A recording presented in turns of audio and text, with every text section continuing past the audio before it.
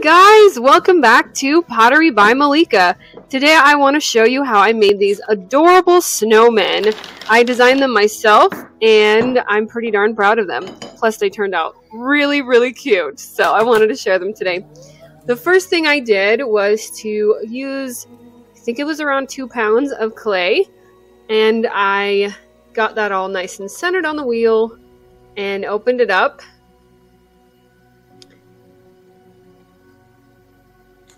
Want to make sure the bottom's nice and smooth and even, and then I start pulling the walls. The basic shape I'm throwing here is a bubble vase. I've got other videos about that. It's basically just a cylinder where I push some pieces out from the inside to make it look like it has 3 bubbles, or in this case 3 different body segments of the snowman.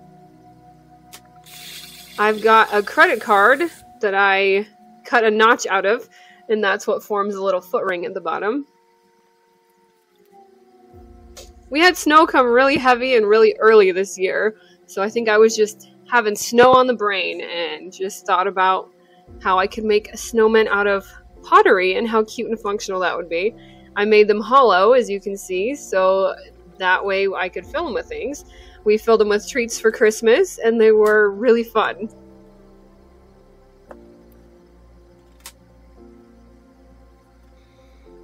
On a normal bubble vase, I usually curve the top lip in a little bit to continue the curve of the top bubble, but in this case I wanted to have a more vertical lip so that way the hat would have a place to sit and not just be sliding off all the time.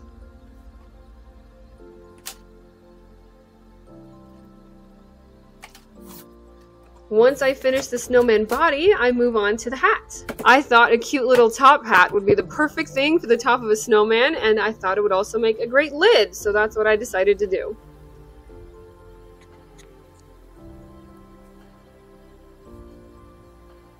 So for the top hat, it's basically just pulling up a cylinder, just a much smaller one, and then folding over that top lip so it's horizontal and makes a 90 degrees.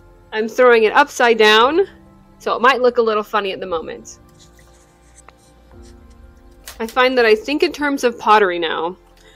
So I think, how could I make a top hat on the wheel? Well, that's basically just a cylinder with the edge folded over. Easy peasy. So it's pretty fun having that.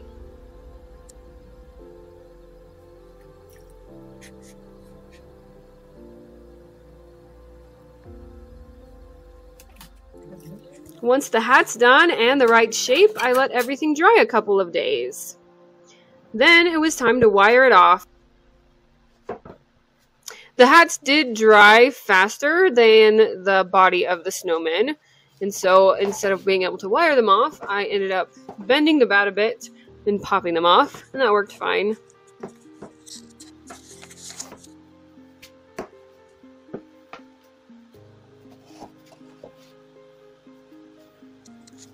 At this stage, I'm wiring them off so I can have them dry a little more evenly, and so I can trim the bottoms a little bit, make everything nice and smooth and even.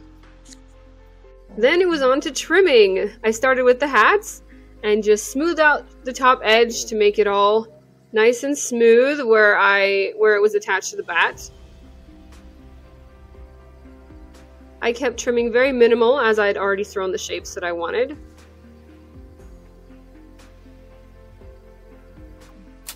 There it is, cute little hat. And now on to trimming the body. Again, I kept this minimal as I had already added that foot ring when I was throwing it.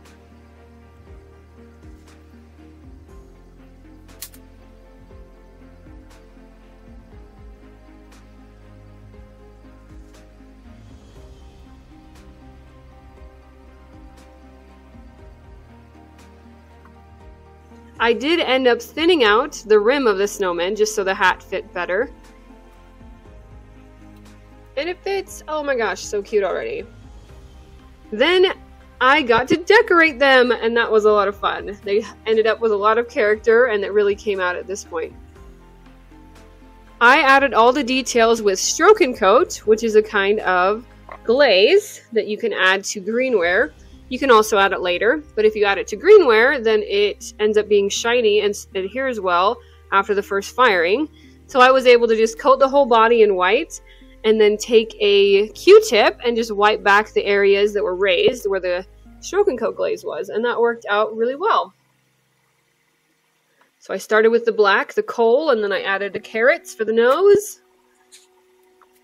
I decided not to make the arms and the nose stick out, as I thought that would probably just be more possible break points. Since I intended them to be a container, I wanted them to be smooth on the outside, and I didn't want any pieces to potentially break off with handling. Just drawn on with a little squeeze bottle, and I think they turned out really dang cute. It adds so much character to them.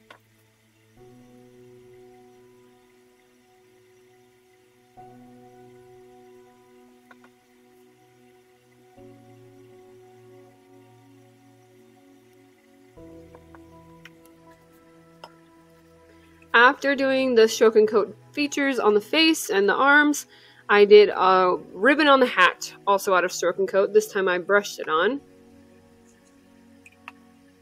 If I made these again, which I intend to, I'm wondering if I would actually do just regular glaze on that in the future, since the Celadons I use don't really run either. I think I could also do that in the future.